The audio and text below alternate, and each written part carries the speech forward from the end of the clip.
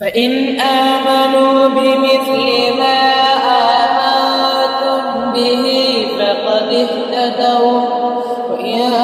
تولوا فإنما هم في شقاق فسيكفيكهم الله وهو السميع العليم۔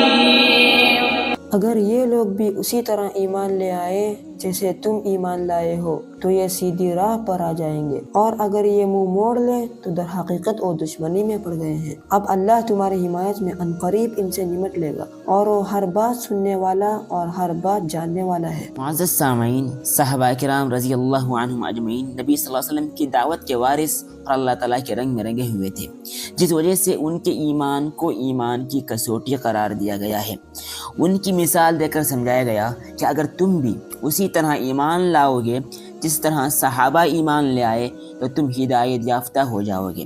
انبیاء کرام علیہ السلام کے بعد اگر دنیا میں کوئی معزز ترین لوگ ہیں تو وہ صحابہ کی جماعت ہے۔ ان کی عزت کرنا، ان کا احترام کرنا ہر صاحب ایمان پر واجب اور ضروری ہے۔ اسی لیے فرمایا گیا کہ اے یہود و نصارہ اور دنیا کے لوگوں، اگر تم صحابہ کرام کی طرح ایمان اور تسلیم و رضا کا رویہ اختیار کر لو تو ہدایت پاؤ گے۔ اگر لوگ نبی کی دعوت اور صحابہ کے طریقے کا انکار کریں تو پھر سمجھ جائیے کہ یہ لوگ مخالفت برائے مخالفت کی روش کو اختیار کیے ہوئے ہیں۔ مسلمانوں بے پرواہ ہو جاؤ، کفار کا حسد و بغض اور اختلاف تم کو حقیقی اور ہمیشہ نقصان نہیں پہنچا سکے گا، کیونکہ اللہ تعالیٰ نے ان کی شرارتوں سے تمہیں محفوظ رکھنے کا ذمہ لے رکھا ہے۔ اللہ ان کی زبان درازیوں اور سازشوں کو جاننے اور سننے والا ہے۔ صحابہ کرام رضی اللہ عنہم اجمعین کے سلسلے میں اہل سنت والجماعت کا موقف یہ ہے کہ یہ حضرات نبی کریم صلی اللہ علیہ وسلم کی بلا واسطہ علم حاصل کرنے والے حضرات ہیں، جن کا انتخاب خود اللہ رب العزت نے فرمایا تھا، اور صحبت نبی آخر الزماں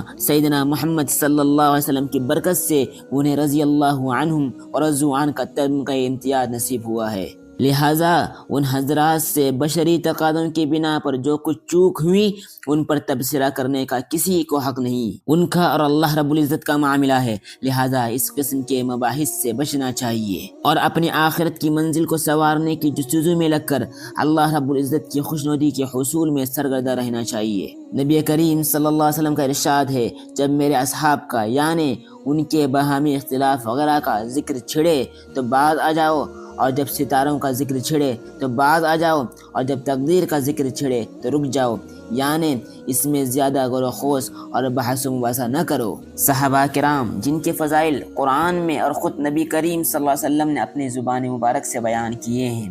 اور ان کی مثال دے کر ہم کو سمجھایا جا رہا ہے کہ وہ جیسے ایمان لے آئے ویسے ایمان لے آؤ۔ تو وہ لوگ جو صحابہ کے خلاف اپنی زبانوں کو لگام نہیں دیتے، اگر وہ رک نہیں جاتے تو سوچ لو ان کا کیا انجام ہوگا۔